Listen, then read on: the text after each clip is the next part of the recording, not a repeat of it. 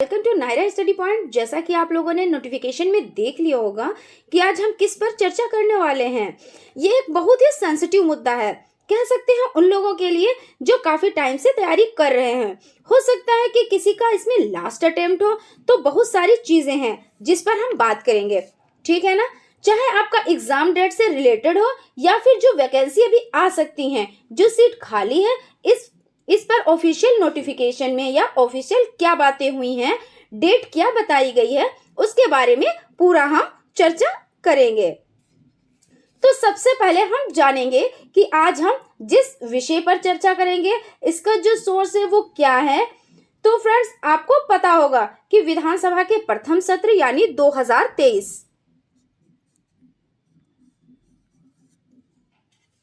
कि प्रथम मंगलवार को बैठक हुई थी, यानी पहले सत्र की जो पहली बैठक थी उसमें ये बातचीत की गई मंगलवार को जो हुई थी। इसमें स्पेशली उसकी बात हम करेंगे जो टीजीटी पीजीटी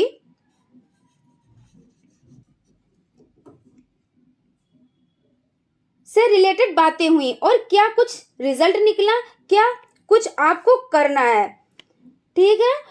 तो यहाँ पर जो भी बातचीत हुई है ऑफिशियली जो नोटिस में रहा है या फिर जो वहां पर विधानसभा उत्तर प्रदेश विधानसभा में जो बातें की गई हैं कि आपके प्रोफेसर के लिए, असिस्टेंट प्रोफेसर के लिए या फिर आपके और भी पोस्ट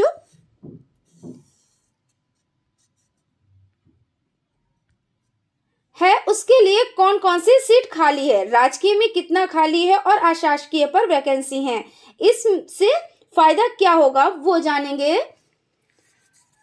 होगा कि ये जानकर क्या फायदा होगा। हो सकता है कि अभी आपके एग्जाम डिले हो, यानी कि 1 से 2 मंथ डिले हो सकता है, लेकिन तैयारी आपको पूरी रखनी है।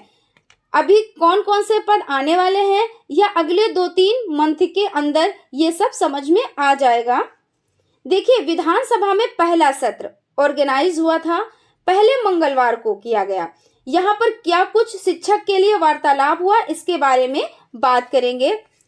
किस पर बात करेंगे? टीजीटी और पीजीटी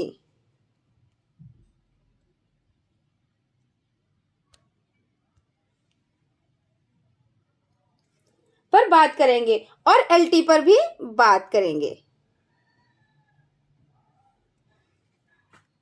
असिस्टेंट प्रोफेसर के बारे में बात करेंगे और प्रोफेसर के बारे में बात करेंगे, ठीक है। और इसके संभावित डेट के बारे में बात करेंगे। सारी चीजें हम देखेंगे। मेन मुद्दा तो आप समझ गए होंगे। यहाँ पर जो हम बात करेंगे, यानी यहाँ पे जो बात चल रही है, किसके बारे में चर्चा हो रही है, तो टीजीटी पीजीटी एग्जाम को लेकर और रिक्त पद कितने हैं उसको लेकर। यहाँ पर जो हम विधानसभा में क्या होता है ना फ्रेंड्स, देखिए क्वेश्चन आंसर और होता है, क्वेश्चन पूछे जाते हैं और उसी का क्या करते हैं कि एजुकेशनल मिनिस्ट्री होंगे जो वहां पर जवाब देंगे, सवाल करेंगे, विपक्ष के लोग सवाल करेंगे और जवाब देते हैं। तो आप लोग तो जानते हैं कि विपक्ष के लोग किस तरह से सवाल करते हैं। उससे क्या होगा कि सबसे पहले जो बात हुई थी वो किसकी थी? प्रधानाचार्य की। 2 सेगमेंट से बात हुई थी। तो राजकीय विश्वविद्यालय में जो सीट है और जितनी भी वार्तालाप हुई है वो माध्यमिक स्तर के शिक्षक के लिए हुई है। तब आप प्राइमरी की बात थोड़ी बहुत की गई और जो फोकस किया गया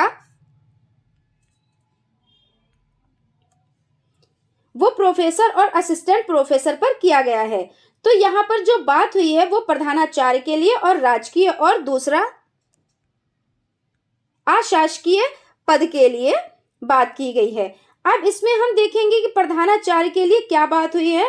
दूसरी देखिए, जो बात हुई है वो प्रवक्ता के लिए हुई है, वो बात प्रवक्ता के लिए हुई है। प्रवक्ता नेक्स्ट है किसका? सहायक अध्यापक के बारे में, यानी असिस्टेंट प्रोफेसर। इसके बाद जो चतुर्थ श्रेणी के जो कर्मचारी हैं उसको यहाँ पर मेंशन नहीं किया गया है, क्योंकि इस पर स्टडी करते हैं इसलिए इस पर बात करेंगे। और चतुर्थ श्रेणी के जो लोग हैं, कर्मचारी हैं, उसके बारे में भी बात की गई है। तो मुद्दा जो मान रहा है वो मुद्दा क्या है?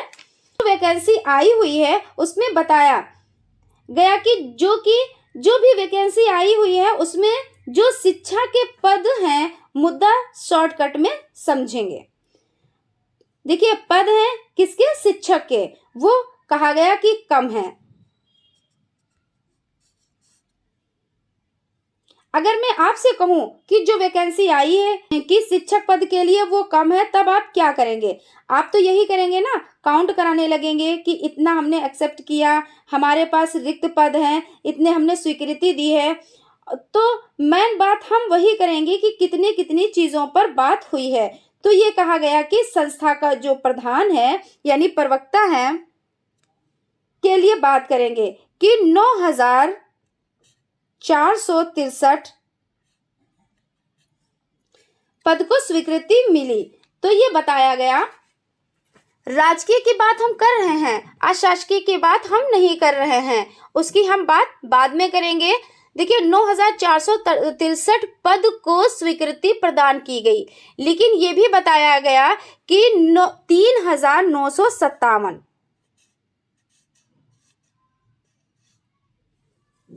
जो पद हैं ये रिक्त हैं, यानी रिक्त बताए गए हैं। किसके लिए? प्रवक्ता के लिए। और कहा गया इस पर हमने स्वीकृति ले ली है, लेकिन इतना पद बाकी है।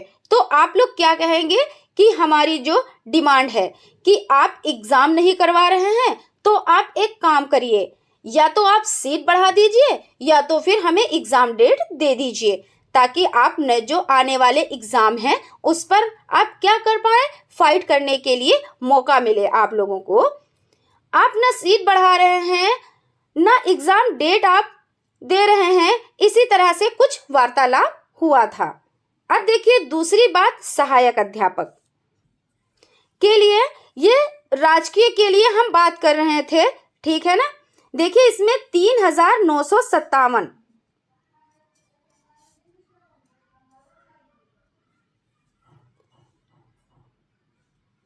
इसी पद के लिए हम अशासकीय की बात कर लें तो ये बताया गया कि 22,254 पद को हमने स्वीकृति दी है अशासकीय पद के लिए, और रिक्त कितना है? 3,041 सिर्फ रिक्त है, ये बताया गया। ये चीज बताया गया प्रवक्ता के लिए। सहायक अध्यापक के लिए देख लेते हैं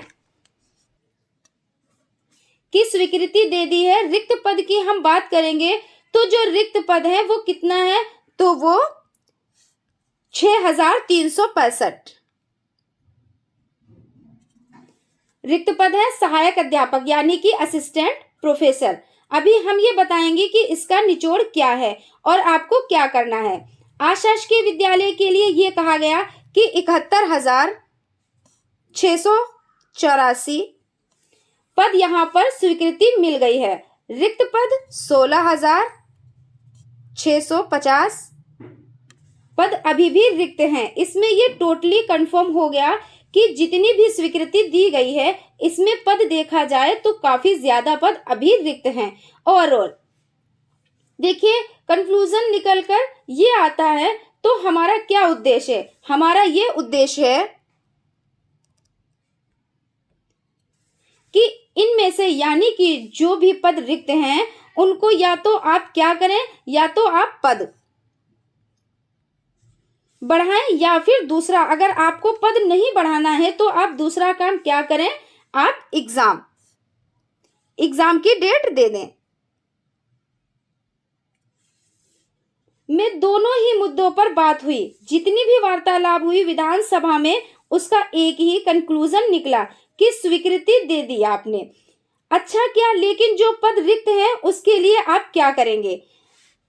तो इन्होंने क्या कहा कि अभी मैं इस पर कुछ बात नहीं करूंगा, क्योंकि जो चीजें चल रही हैं अभी मेंबर्स का सिलेक्शन भी नहीं हुआ है, न एजुकेशनल डिपार्टमेंट में जो भी 10 मेंबर अभी खाली थे, जो 10 सीटें अभी खाली हैं, अभी तक उस पर कोई सिलेक्शन नहीं हुआ है। तो मुद्दा ये आता है कि आप ना तो पद बढ़ा रहे हैं, ना एग्जाम डेट दे रहे हैं, और ना ही 10 मेंबर का सिलेक्शन दे रहे हैं। आप ये भी नहीं कर रहे हैं। तो इन्होंने बोला थोड़ा सा टाइम दीजिए। हम कोशिश करेंगे कि 1 से 2 मंथ में जितनी भी प्रॉब्लम है शिक्षा के क्षेत्र में, यानी कि शिक्षा से रिलेटेड, वो सारा सॉल्व हो जाएगा। लास्ट में इन्होंने ये बोला तो हमें ये समझ में आता है कि आपने ये बात बोली, अंत में हम सारी प्रॉब्लम को सॉल्व करेंगे, या तो पद बढ़ाएंगे या फिर एग्जाम डेट देंगे। तो आज के डिस्कशन का निष्कर्ष क्या निकल कर आता है कि आपके पास अभी मिनिमम 90 डेज हैं, यानी 90 डेज का टाइम है। जितने लोग तैयारी कर रहे हैं ये समझ लीजिए कि देखिए 90 दिन तक तो कोई एग्जाम नहीं होना है। इसमें देखिए मार्च और अप्रैल में तो एग्जाम नहीं होगा। एग्जाम या तो मई या फिर जून में होगा। देखिए मार्च और अप्रैल में नहीं होगा, मई और जून में हो सकता है, ये संभावित है। देखिए ये डिस्कशन हो गया, आप लोग तैयारी में लगे रहें, अपने सिलेबस को कवर करते रहें। इतना आपके पास टाइम है, लगभग कितना 3 मंथ्स का। हमारे पास जो भी जानकारी होगी वो हम अपने चैनल के माध्यम से आपको प्रोवाइड कराते रहेंगे। आप लोग हमारे चैनल से जुड़े रहिए और सीरियल वाइज तैयारी करते रहिए। जय हिंद, जय भारत।